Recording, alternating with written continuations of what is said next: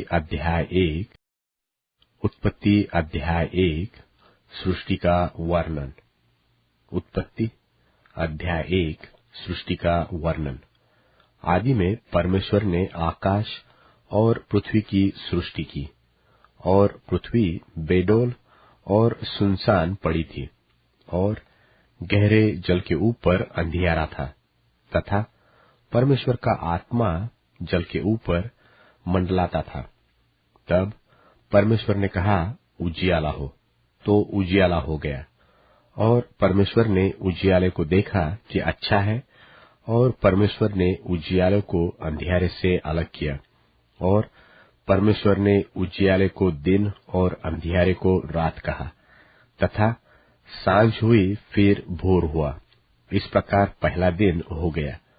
फिर परमेश्वर ने कहा, जल के बीच एक ऐसा अंतर हो कि जल दो भाग हो जाए। तब परमेश्वर ने एक अंतर करके उसके नीचे के जल और ऊपर के जल को अलग कर दिया, और वैसा ही हो गया। और परमेश्वर ने उस अंतर को आकाश कहा, तथा सांझ हुई और फिर भोर हुआ। इस प्रकार दूसरा दिन हो गया।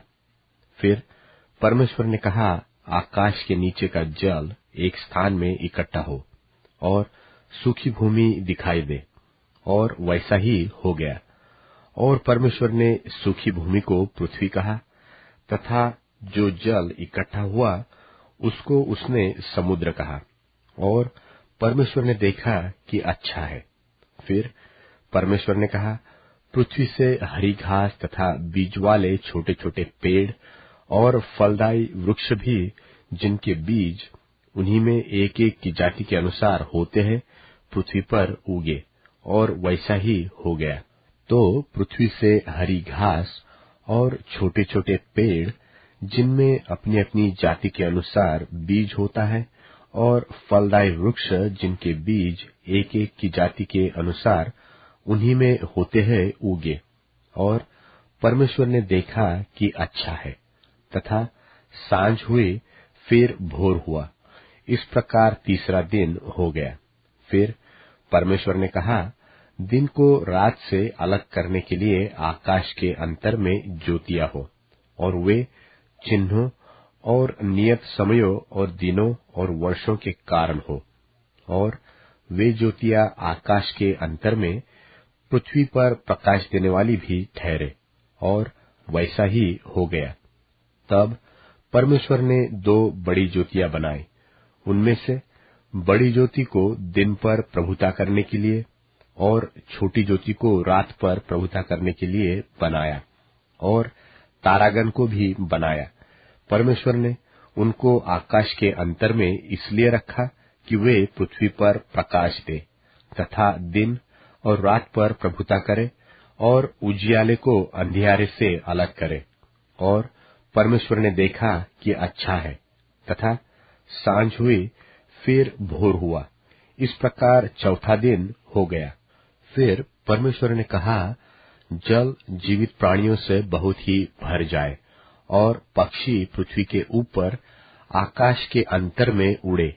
इसलिए परमेश्वर ने जाति जाति के बड़े बड़े जल जंतुओं की और उन सब जीवित प्राणियों की भी सृष्टि की, जो चलते फिरते हैं, जिनसे जल बहुत ही भर गया। और एक एक जाति के उड़ने वाले पक्षियों की भी सृष्टि की। और परमेश्वर ने देखा कि अच्छा है। और परमेश्वर ने यह कह के उनको आशीष दी कि फूलो, फलो और समुद्र के जल में भर जाओ, और पक्षी पृथ्वी पर बढ़े। तथा सांझ हुई फिर भोर हुआ। इस प्रकार पांचवां दिन हो गया। फिर परमेश्वर ने कहा, पृथ्वी से एक एक जाति के जीवित प्राणी, अर्थात घरेलू पशु और रेंगने वाले जंतु और पृथ्वी के वन पशु, जाति जाति के अनुसार उत्पन्न हो, और वैसा ही हो गया। सो परमेश्वर ने पृथ्वी के जाति जाति के वन पशुओं को, और जाति जाति के घरेलू पशुओं को, और जाति जाति के भूमि पर सब रेंगने वाले जंतुओं को बनाया। और परमेश्वर ने देखा कि अच्छा है। फिर परमेश्वर ने कहा, हम मनुष्यों को अपने स्वरूप के अनुसार अपनी समानता में बनाए, और वे समुद्र की मछलियों और आकाश के पक्षियों और घरेलू पशुओं और सारी पृथ्वी पर और सब रेंगने वाले जंतुओं पर जो पृथ्वी पर रेंगते हैं अधिकार रखे। तब परमेश्वर ने मनुष्य को अपने स्वरूप के अनुसार उत्पन्न किया, अपने ही स्वरूप के अनुसार परमेश्वर ने उसको उत्पन्न किया, नर और नारी करके उसने मनुष्यों की सृष्टि की। और परमेश्वर ने उनको आशीष दी और उनसे कहा, फूलो फलो और पृथ्वी में भर जाओ और उसको अपने वश में कर लो, और समुद्र की मछलियों तथा आकाश के पक्षियों और पृथ्वी पर रेंगने वाले सब जंतुओं पर अधिकार रखो। फिर परमेश्वर ने उनसे कहा, सुनो, जितने बीज वाले छोटे छोटे पेड़ सारी पृथ्वी के ऊपर हैं और जितने वृक्षों में बीज वाले फल होते हैं, वे सब मैंने तुमको दिए हैं, वे तुम्हारे भोजन के लिए है। और जितने पृथ्वी के पशु और आकाश के पक्षी और पृथ्वी पर रेंगने वाले जंतु हैं, जिनमें जीवन के प्राण हैं, उन सब के खाने के लिए मैंने सब हरे हरे छोटे पेड़ दिए हैं। और वैसा ही हो गया। तब परमेश्वर ने जो कुछ बनाया था सबको देखा, तो क्या देखा कि वह बहुत ही अच्छा है। तथा सांझ हुई, फिर भोर हुआ, इस प्रकार छठवां दिन हो गया।